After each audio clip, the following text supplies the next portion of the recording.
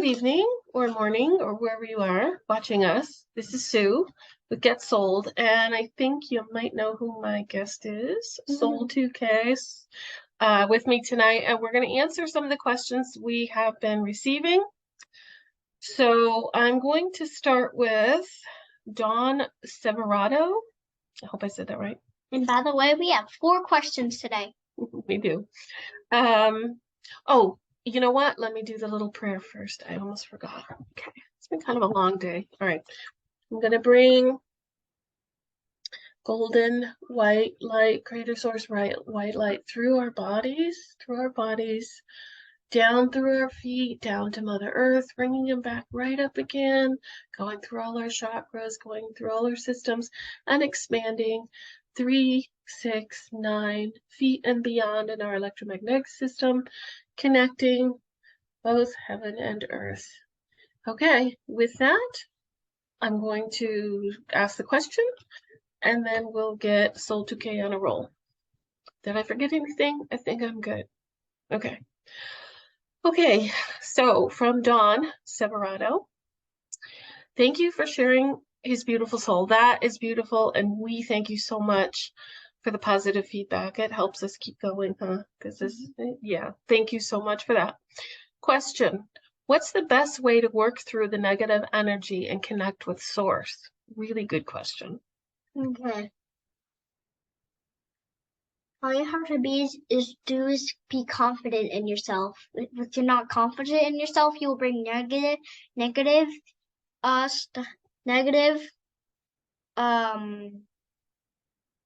like energy, and you will not be able to go to source so you have to be confident in yourself. You can't doubt yourself, and you can't say that like, oh, I'm probably not going to do this because this is holding me back, so I probably can't do this. You have to go in with positive energy. That's beautiful. That's really, really beautiful. I just want to add that because we're all divine source, that's where you should pull your confidence from, because every one of us is a spark of divine creation. So when you tap into that and say, yep, I'm divine creation, then find your confidence and go within. I hope that answers that question. Yep. Yeah. Okay. When we're on to the next. I'm going to go out of order here just to stretch it out a little bit. So I really wanted to give a shout out to, I don't know how I'm going to get this right, but I'm going to try. You've written some beautiful things to us, and we're ever so grateful. So I tried practicing saying this name. Tikikili,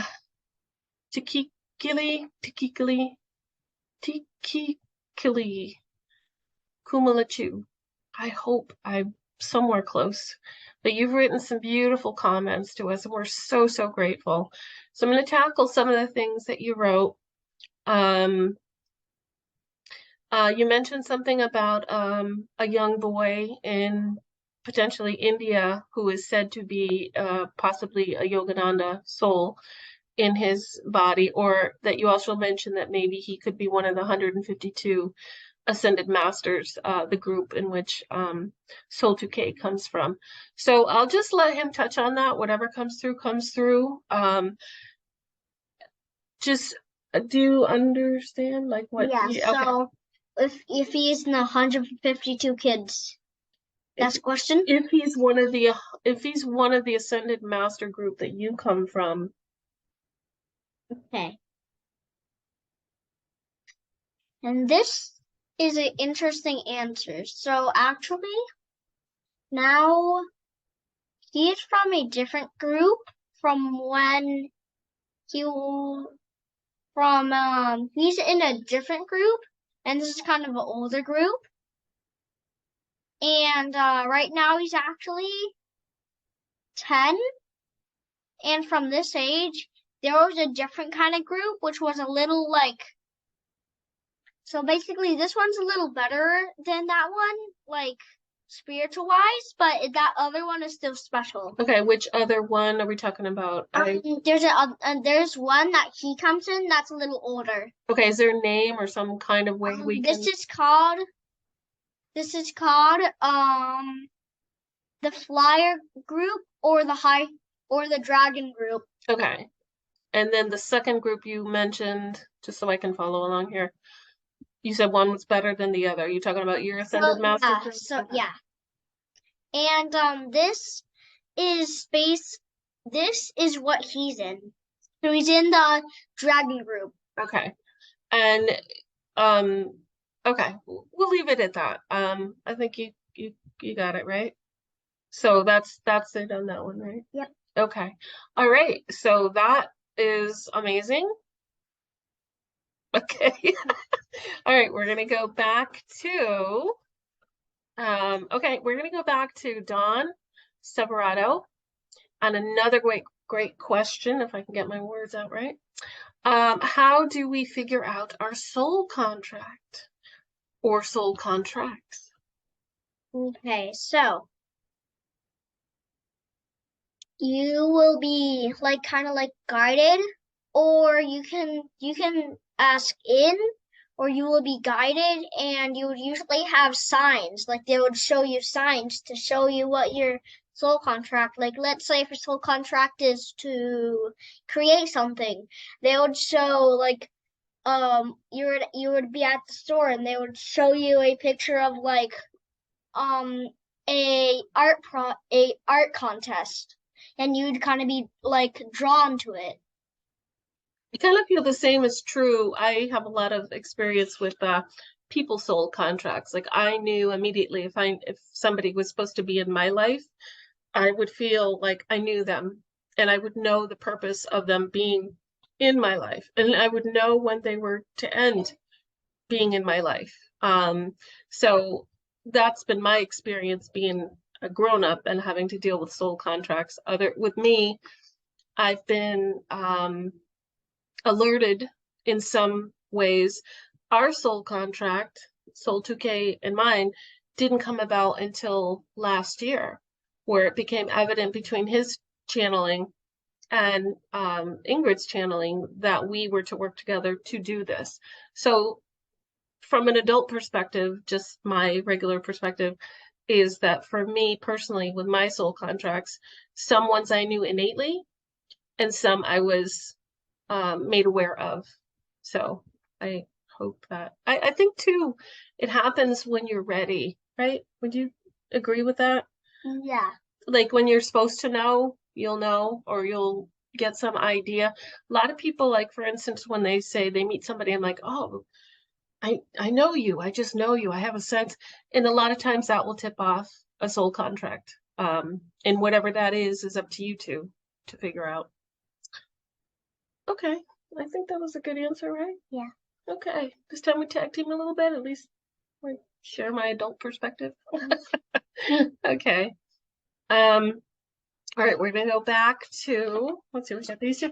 And the last question is gonna be really interesting.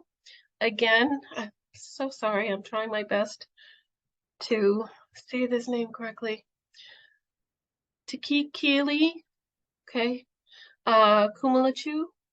And what we're going to do is we're going to answer the second part of your question. This is beautiful.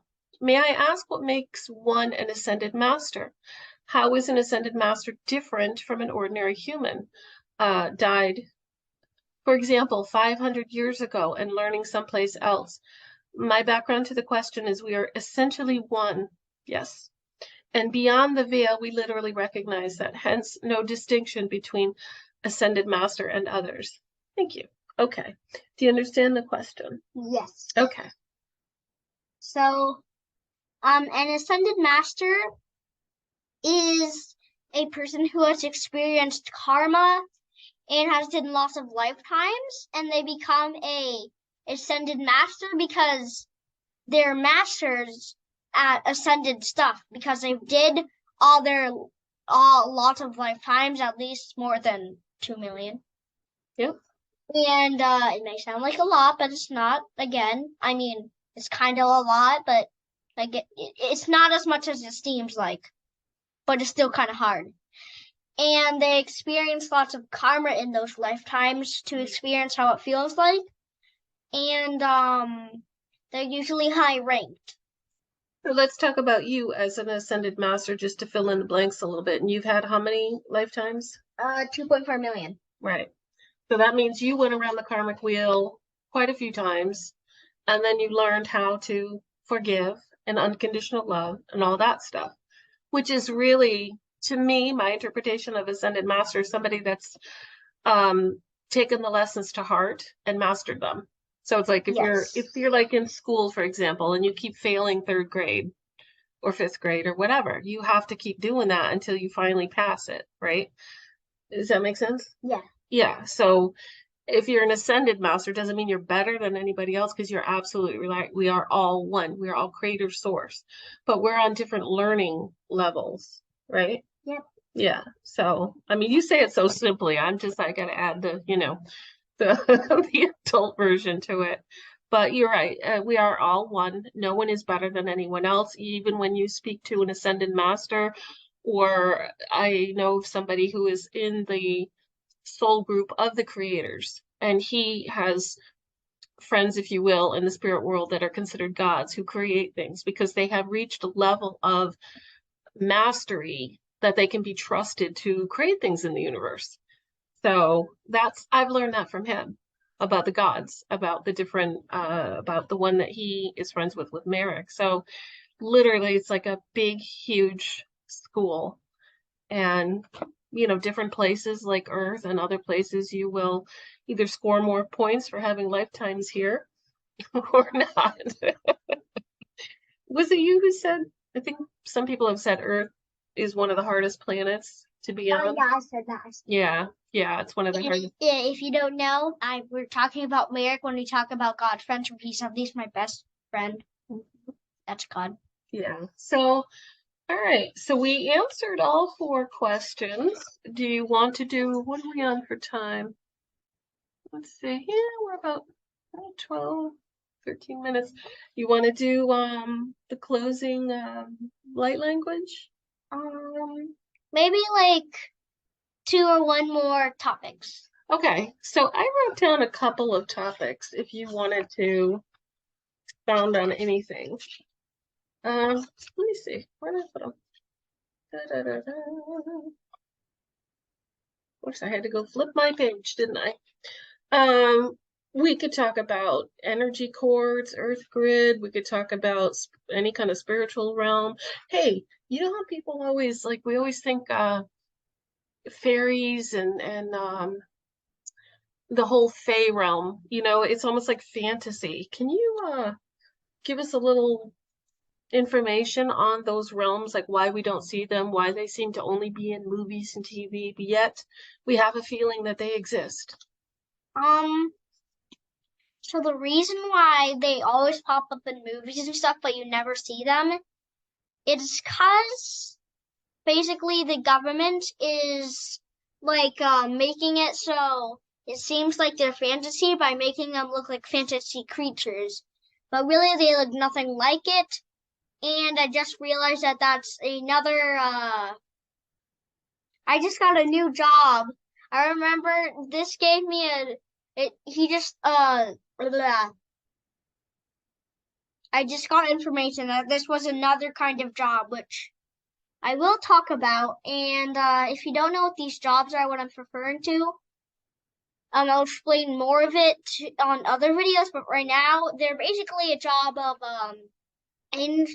angels or souls, and they just like all other jobs of these. They're not necessarily jobs, but what they want to do because they aren't forced to it. They don't have a currency, so these, let's say, talents. Well, this is one of the jobs. I'm still gonna call them jobs, but technically they're talents, or yeah, they're still jobs, but not as bad as jobs. And this is called a fairy is a job where they can heal and people, and basically they're a healer. So for souls. Okay.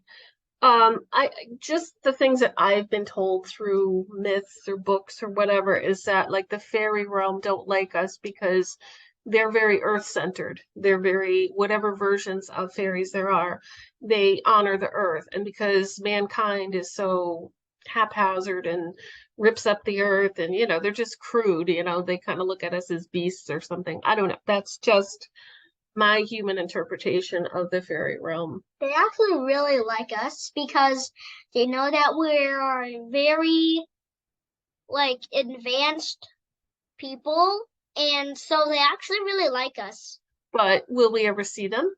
Uh, in the new Earth, yeah. Oh. But now you think we just can't handle it? Like we could Yeah. not handle, just like any other beings that don't look like us, we can't handle. We just don't know how to put that in our head because we've been so, I guess you'd say, blindsided to everything, right? Mhm. Okay, cool. So that's one of the new ones. Okay. Do you want me to list a few more things? Sure. Okay. All right. If you're on a roll, cool. Let's see. I did your deal there. I went, Yep. Yep. Okay. Angelic realm, electromagnetic field. Can you, why is it so important to kind of know about the electromagnetic field that we have around us? The figure 8, that we have the current, the electrical current that goes down, we have the electromagnetic that goes out. My understanding and everything I've learned is the electromagnetic field is your magnetic to the universe. So if you raise your vibration, you get into the things that you want to materialize. Is there something simple you could tell people why they should know that?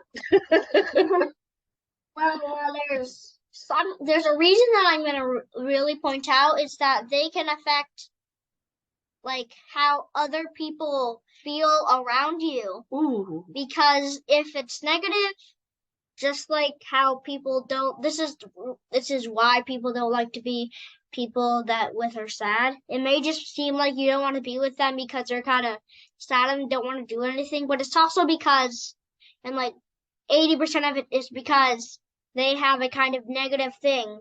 And if yours is normal, it wouldn't match up, which means it would have kind of like a crash. So if you're feeling negative and you're in that vibrational frequency of negative, say you're grieving or you're just sad or you're irritable or depressed or something, that's going to wave out through your electromagnetic field and it's going to bump into you, right? Yeah. I'm going to be cranky. And then it's going to waft into you. And if you're not aware of your own emotional well-being and your own mental status, you're going to think that you're depressed, especially empaths, right? Yeah. What's your version of an empath? It's a person who would pick up on other people's emotions or energies, and I am one. Yes, me too. And when I was very young, I didn't know this. So I would think that everybody's emotion was my emotion. If they were upset about something, I would take it on as my own. And so I was always like, ooh, like didn't know what was mine, didn't know what was theirs. And it can be a tricky thing. So the electromagnetic field's almost like that pebble in the water, where if you're feeling a certain thing, like it or not, we're all connected. So it's like we're sending that wave of emotion to someone else. Now, what I've learned to do, me personally, is if I get in that kind of a stink with a lot of people's stuff, I will smooth out the energy up here. That's what I will do. And there's other things too. If you get in an anxiety situation, you can use mud res, you can breathe. And I've had to do a lot of that all at one time. So, you want another one? Or do you want to expound on that?